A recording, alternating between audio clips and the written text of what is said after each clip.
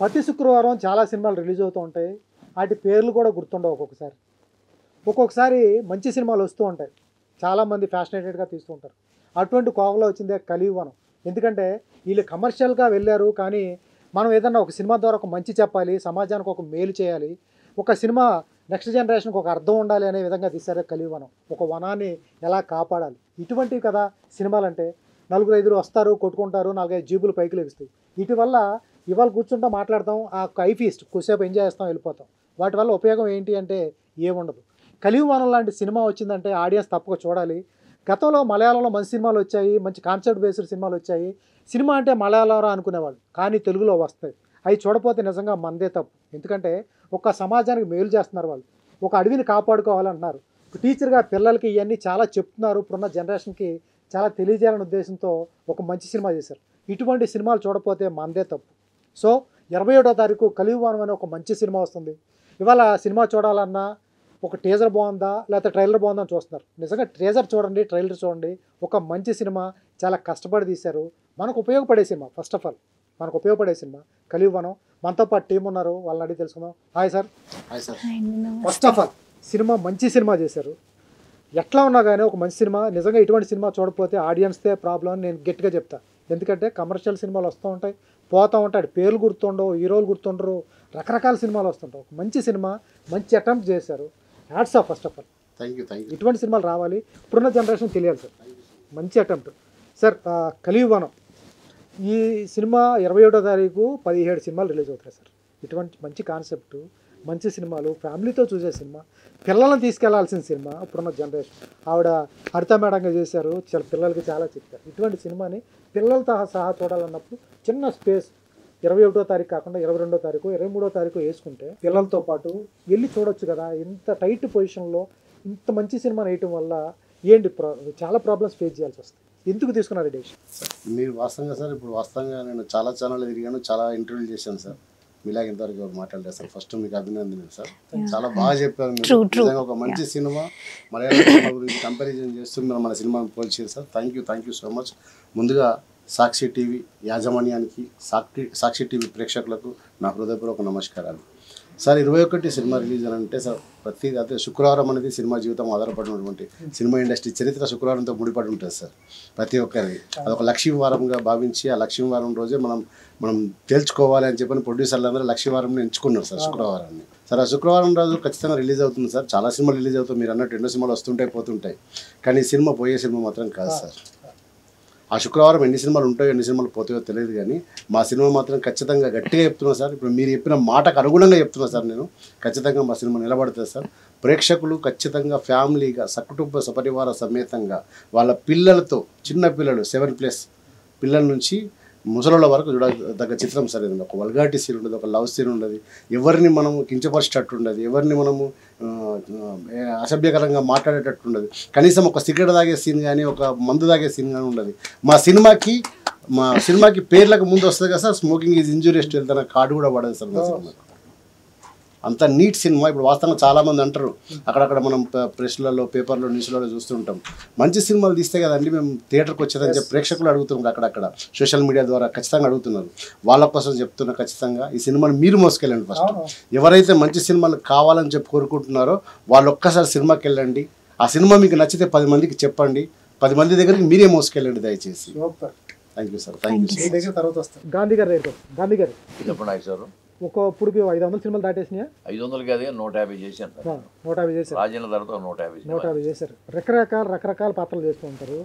గాంధీ గారు చూద్దామంటే ఇవన్నీ మన ప్యాటర్న్ కాదు అంటారు. కొన్ని సినిమాలు పర్టికులర్గా కొన్ని సినిమాల వరకు సమ్మిట్ గాంధీ గారు నాకు ఫోన్ చేస్తారు, అయ్యా మంచి సినిమా, దీన్ని మనం ఏదో చేయాలంటారు. అటువంటి కోవలో వచ్చిందే ఈ కలియుగం. ఏంటి అంత ఓన్ చేసుకున్న ఏముంది ఈ సినిమాలో, అంత ఓన్ చేసుకోవడానికి గల కారణం ఏంటి? ఎందుకంటే ఆల్మోస్ట్ కలియుగం సినిమా గురించి మీరు ఆల్మోస్ట్ చెప్పేశారు బాగా. ఏ విధంగా తీసేమంది పర్యావరణం మీద, మన పర్యావరణం అనేది మనిషికి ఎంత ముఖ్యమైనది మీరు చెప్పారు. అదే మా డైరెక్టర్ గారు కూడా చాలా బాగా చూపించాడు. అది కష్టపడి పనిచేశారు. తర్వాత అడవులు అంటే చెట్టు పెంచడమే కానీ నరకూడదనే కాన్సెప్ట్తో ఆయన తీసుకున్నారు. అందులో అడవిలో ఉన్న జంతువులు కానీ పక్షులను కూడా రక్షించవలసిన బాధ్యత ప్రజల మీద ఉంది. దాంట్లో కాన్సెప్ట్ యాక్చువల్గా అది ఎంతో బాగా చిత్రీకరించారు. చిత్రీకరణలో ఆయనకి ఉపయోగపడింది ఆయన బాబు గారని కెమెరామెన్ కూడా చాలా బాగా కోఆపరేట్ చేశాడు. నన్ను పిలిచి ఆ క్యారెక్టర్ నన్ను ఎంచుకోవడం అనేది నా అదృష్టంగా భావిస్తున్నా.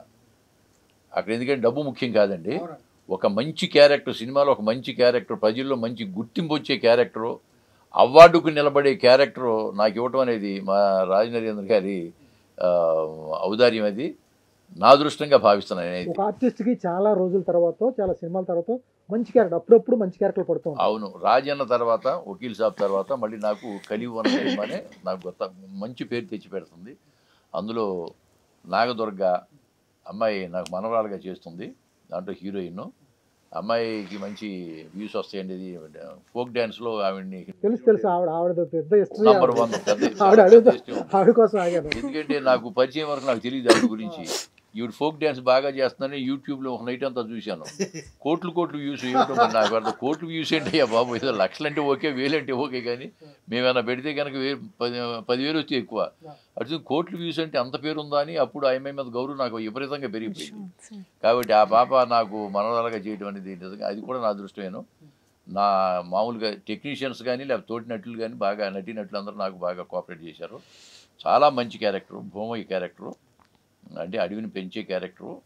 అది రేపు 21వ తారీఖు చూస్తే తెలుస్తుంది నాకు క్యారెక్టర్. ఒక ట్రైలర్లో ఒకటి వేశారు, చెట్టు పడుతుంటే ఈయన ఎక్స్ప్రెషన్స్ పడుతున్నాయి.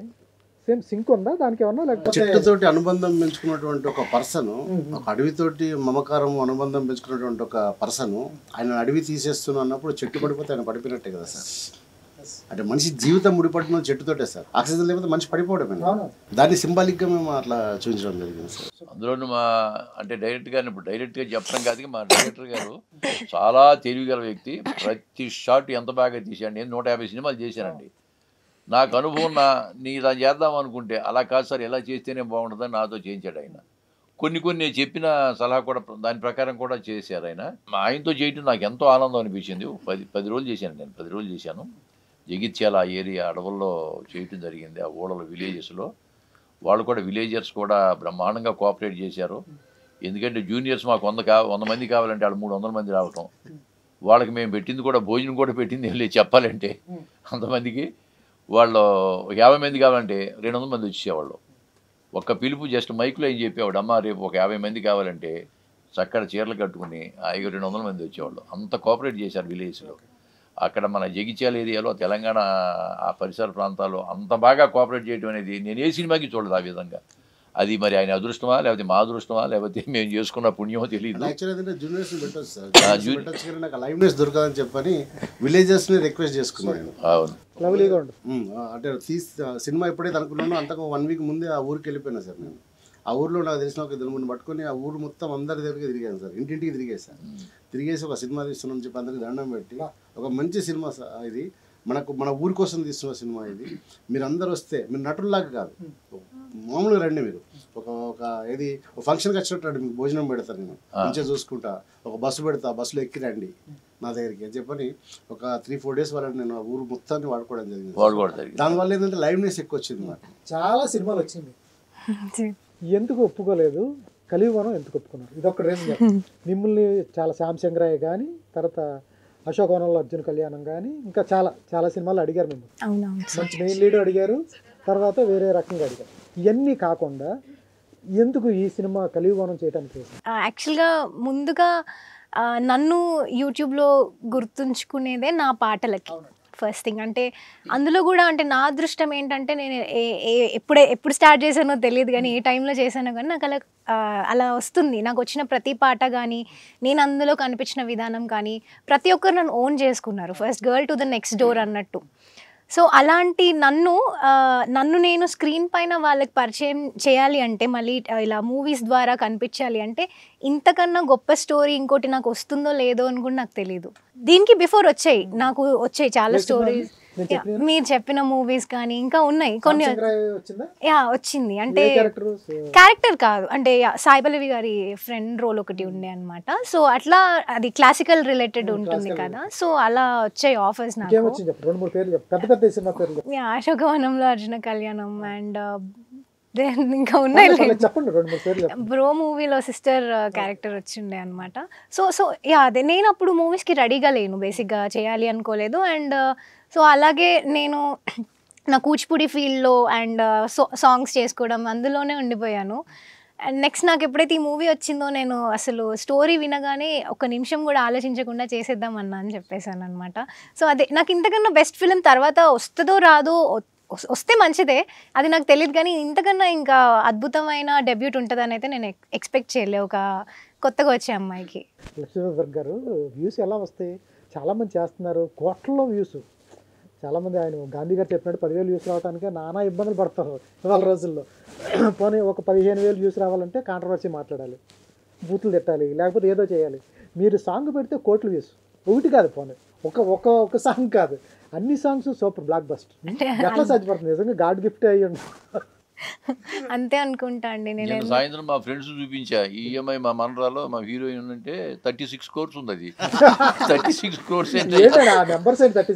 అది లెక్కేసి 36 lakhs అన్నట్టు. ల్యాక్స్ కదరా బాబు, క్రోర్స్ అని చెప్పాను నేను. క్రోర్స్ అని చెప్తే అర్థమైంది కదా సార్. ఇప్పుడు ఒక మాట అంటే చెడు తొందరగా ప్రభావితం చేస్తుంది అని చెప్పారు చాలా మంది.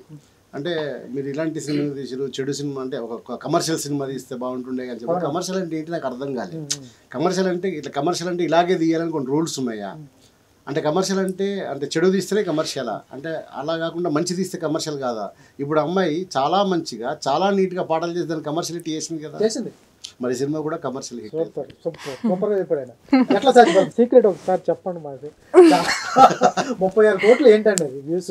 అంటే సీక్రెట్ ఏం లేదు సార్. బేసిక్గా ఫస్ట్ థింగ్, నన్ను ఎవరైనా ప్రొడ్యూసర్ పాట అడిగారంటే నేను పాట వింటాను. ఫస్ట్ పాట విన్న తర్వాత అంటే అది నాకు నచ్చడం నచ్చకపోవడం పక్కకు పెడితే, నేను నా తరపు నుంచి వాళ్ళు కొత్త ప్రొడ్యూసర్ కానీ అంతకుముందు ఉన్న వాళ్ళైనా ఎవరైనా కూడా నా సైడ్ నుంచి నేను ఒక చిన్న అడ్వైస్ అయితే చెప్తాను. ఒకవేళ అది వర్క్ అవుతుంది అని అంటే వర్క్ అవుతుంది అన్నట్టు ఒక మాట చెప్తాను. ఒకవేళ నాకు సెట్ అవ్వకపోతే కూడా నేను చేయలేనండి అని అంటాను. అప్పుడు అడుగుతారు ఎందుకు పాట బాగాలేదా అవన్నీ అడుగుతారు. అంటే చెప్తాను నేను ఇప్పుడు ఇలా మార్కెట్లో ఫోక్లో ఉన్నా కాబట్టి చెప్తాను, ఇంత నడుస్తుంది, ఇలా నడుస్తున్నాయి సాంగ్స్ అని వాళ్ళకి ఒక చిన్న హింట్ అయితే ఇస్తాను నేను. అండ్ కమింగ్ టు పర్ఫార్మెన్స్ అంటే నేనే అండి ప్రతి సాంగ్లో కనిపించేదే నేను. అంటే నేను సోలోగానే చేస్తాను. అప్పుడు నేనే నా అపియరెన్స్లోనే డిఫరెన్స్ కనిపించాలి. అది హెయిర్ డ్రెస్సింగ్ కానీ నార్మల్ అవుట్ఫిట్ కానీ ఏదైనా కూడా నేనే డిఫరెంట్గా కనిపించాలి. సో అలా కొత్తగా ట్రై చేయాలి అనే యూనిక్నెస్ పెట్టుకోవాలి అని అలా ట్రై చేస్తుంటాం అనమాట.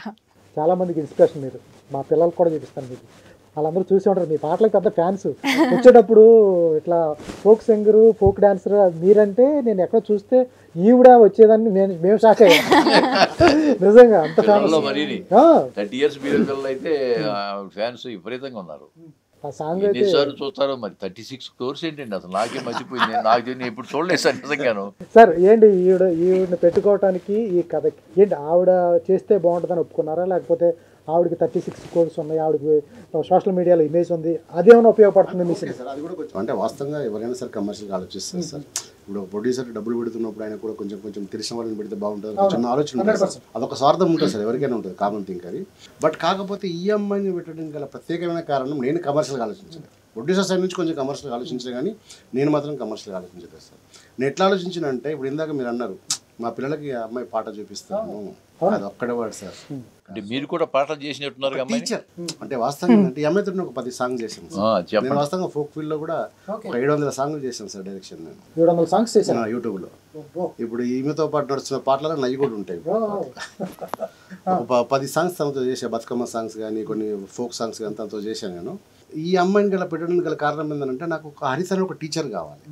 ఆ టీచర్ని చూస్తే పద్ధతిగా ఉండాలి, సంస్కారవంతంగా ఉండాలి, 10 మందికి నచ్చేలా ఉండాలి, మెచ్చేలా ఉండాలి. ఇప్పుడు మీరు అన్నవాడు అదే సార్, మీ పిల్లలకు చూపిస్తున్నారు కదా, ఈమె టీచర్ అయితే ప్రతి ఒక్కరు నమ్ముతారు, ఈమె చెప్తే ఖచ్చితంగా దాన్ని జీర్ణించుకుంటారు, ఈమె చెప్తేనే బాగుంటుంది. ఆ వర్డ్ నేను రాసిన డైలాగ్ ఆమె చెప్తేనే బాగుంటుంది.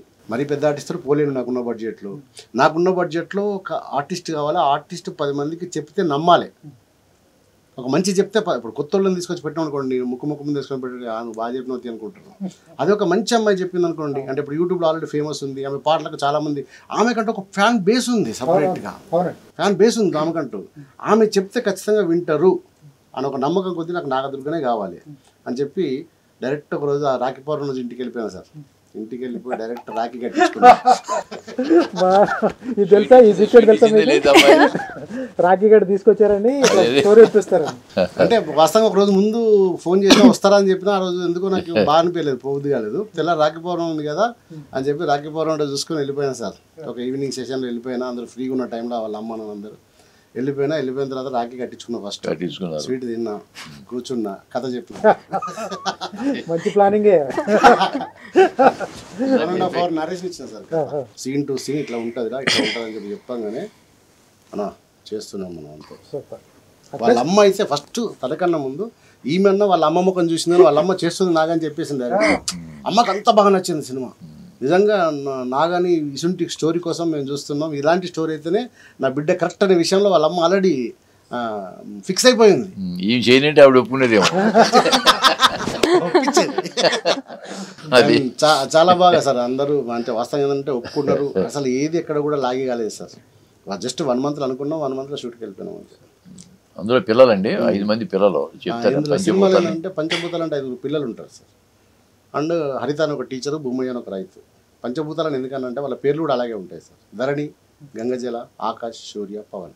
ఎందుకంటే ప్రకృతి మీద ఎంత ప్రేమ సార్? పంచభూతాలు ప్రకృతి లేకపోతే మనిషి లేడు కదా సార్. రియాలిటీ మాట్లాడుకుంటే ఇప్పుడున్న డైరెక్టర్స్ ఏదో 4 సీన్లు వేసేసి 4 పోపులు వేసి ఒక ఫైట్ పెట్టి ఒక జీపును పైకి లేపి రక్తపాతాలు ఇంత బారు కత్తులు పట్టుకుని ఆయన చూడండి, కత్తులు కాదు ఆయన అట్లా అన్నిట్లో యాక్ట్ చేశారు. ఇటువంటి ఇవన్నీ ప్యాక్ చేసి ఆడియన్స్ని రప్పించేసి డబ్బులు చేసి బయటకు వచ్చేస్తారు. ఇది ఇప్పుడు జరుగుతున్నది. ఈ టైపు ఆలోచన ఎందుకు రాలా నరేంద్ర గారు? సార్ ఉంటాయి సార్. అంటే వాస్తవం చెప్పాలి సార్, నేను ఎంత కమర్షియల్ సినిమా ఆలోచించినా దాంట్లో కంపల్సరీ ఏదో ఒక మెసేజ్ ఇవ్వాలనుకుంటా సార్ నేను. అంటే నాకు ఫస్ట్ నుంచి నాకు ఉన్నటువంటి నేచర్ అలాంటిది. మా ఫాదర్ గాంధీవాది సార్ ఫస్ట్ నుంచి. మా ఫాదర్ MDO ఉండే. మా ఫాదరు మా పేరెంట్స్ నాకు నేర్పిన సంస్కృతి ఏంటంటే మనం ఉన్న రోజులు 10 మందికి మనం గుర్తుండాలి. మనం పుట్టేటప్పుడు ఎవరో తెలియకపోయినా కానీ పోయేటప్పుడు మాత్రం మనం 10 మందికి తెలవాలనే విషయంలో మా ఫాదర్ గట్టిగా చెప్పేవాడు సార్ నాకు.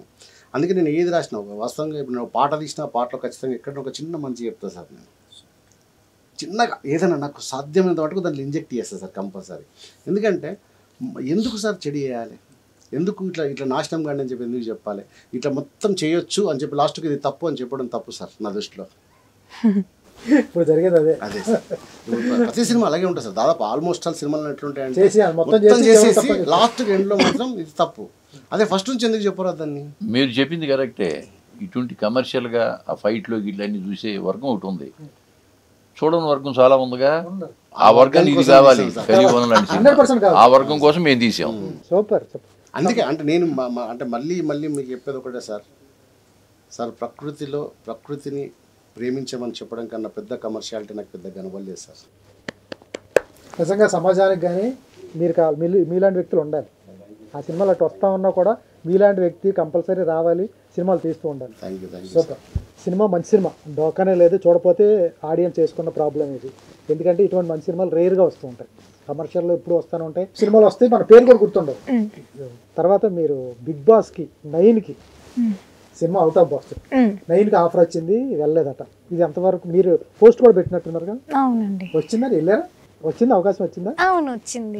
వెళ్దాం అనుకున్నాను. అది కూడా అనుకున్నారా? వెళ్దాం అనుకున్నాను, అంటే ట్రై చేద్దాం అనుకున్నానండి. నాకు అన్ని ఇట్లా ఒకసారి ట్రై చేద్దాము అనే ఒక నేచర్ ఉంది నాకు.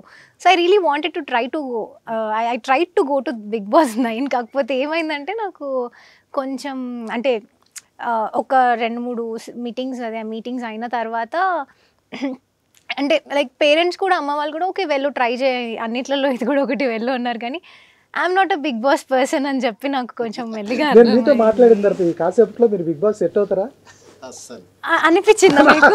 నాకు అనిపించింది సెట్ అవుతారు, గొడవలు పడాలి. అదే మీకు అనిపించిందా?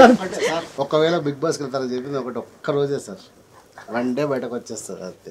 1 day అంటే మా మదర్ కూడా ఏంటంటే వెళ్ళు ఒక 2-3 weeks, ఎన్ని రోజులు అంటే అన్ని రోజులు ఉండేసినా అన్నారు. కానీ వెళ్ళడానికి అలా ఏం కాదు. అదే అండి, ఇంకా Bigg Boss is not my cup of coffee అని అర్థమైంది. మీ దగ్గర నుంచి బిగ్ స్టేట్మెంట్ రాబోతుందని నెట్లో చదివాను. ఏంటది బిగ్ స్టేట్మెంట్? అనౌన్స్మెంట్ నాకేం తెలియదు. ప్రస్తుతం తమిళ్లో చేస్తున్న హీరోయిన్ తమిళ్లో చేస్తున్నాను. అంటే నా నుంచి అంటే ఆల్రెడీ అది అఫీషియల్ గా బయట వచ్చేసిందండి. తమిళ్లో ఒక మూవీ చేస్తున్నాను యాజ్ ఎ హీరోయిన్ గా. సినిమా పేరు లవ్ ఓ లవ్ అని చెప్పేసి నేను చెప్పినట్టు నాకు అన్ని జానరస్ ట్రై చేయాలని ఉంది.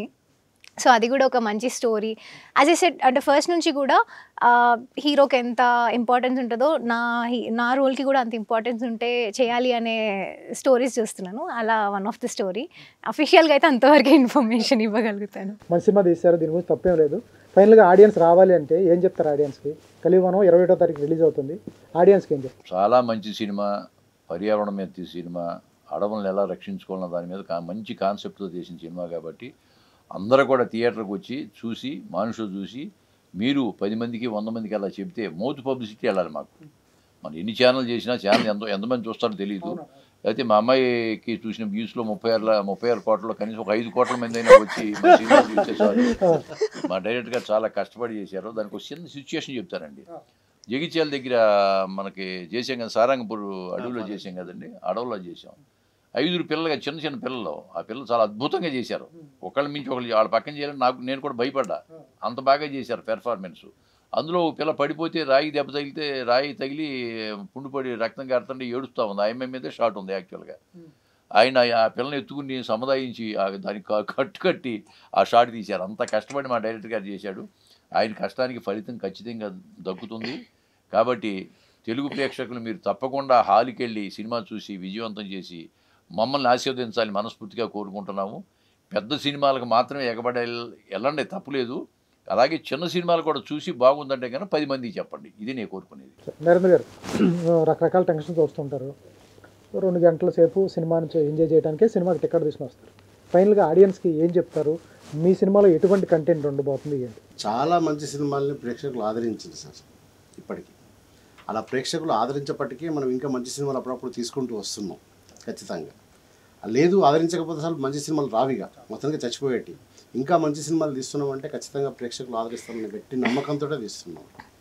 సో ఖచ్చితంగా ఈ సినిమాను ఆదరిస్తారు, ప్రేక్షకులే దాన్ని మోస్తారు అన్న ఒక నమ్మకంతో మీలాంటి మీడియా పర్సన్స్ ఇంకా దాన్ని ప్రేక్షకుల దగ్గరకు చేరవేయగలిగితే, అంటే కొంతమంది తెలియకపోవచ్చు కదా సార్, మీలాంటి వారికి భుజాల మీద మోసుకెళ్ళి ప్రేక్షకుల దగ్గరకు చేరవలిస్తే నిజంగా మీ అందరికీ నేను రుణపడి ఉంటాను సార్. ఎందుకంటే ఇది ఒక మంచి సోషల్ కాజ్ సినిమా సార్.